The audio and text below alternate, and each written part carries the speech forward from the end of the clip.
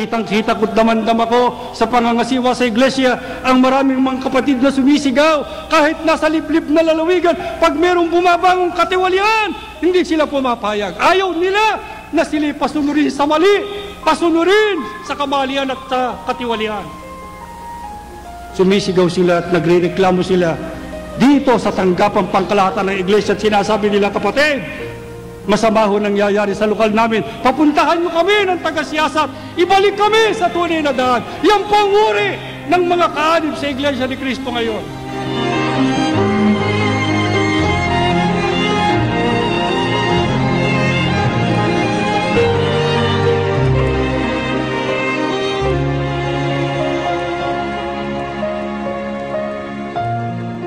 Kung isang manggagawa, siya pang nagtuturo ng katiwalian, eh lalong masamang manggagawa ito. Wala ng sariling paninindigan, ay siya pang kasangkapan ng Diablo. Eh sino yung ganyang manggagawa? Maraming manggagawa natin, halos lahat ganyan.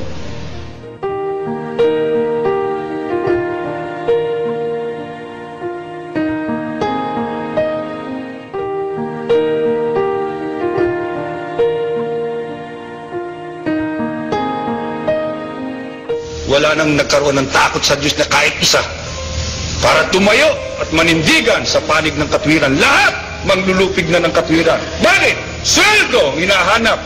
Yung tulong niya, yung bahay niya, yung kasaganaan niya, siguro ang tinatamasa niya. Pero ang iglesia ayaw na niyang pagsilbihan ng totoo.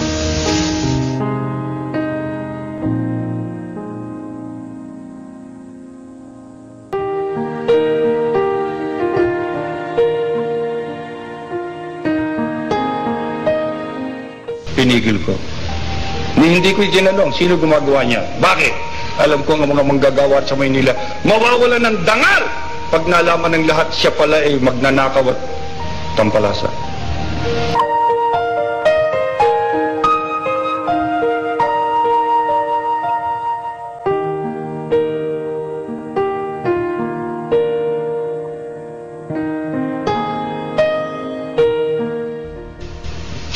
Nagsasanggalang ngayon sa kapakanan, pero hanggang kailan tatagal ang iglesia?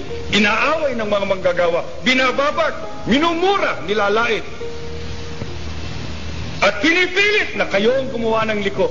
Sa akin nakakita ng manggagawa, sa halip na siyang magtindig sa nakalugmok, yung nakatayo ang ilulugmok para lamang gumanda kanyang sarili.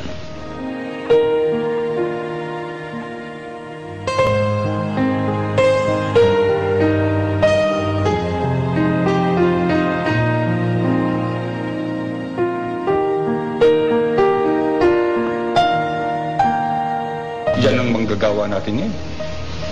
Manlulupig! Maninikil ng kapatid.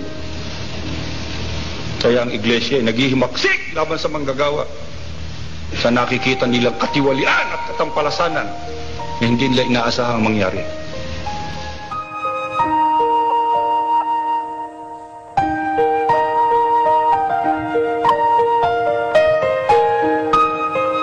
Sa ginagawa natin ngayon, sa ginagawa ng karawihang mga manggagawa, kundi man lahat, anong ehemplo ipakikita sa may tungkulin?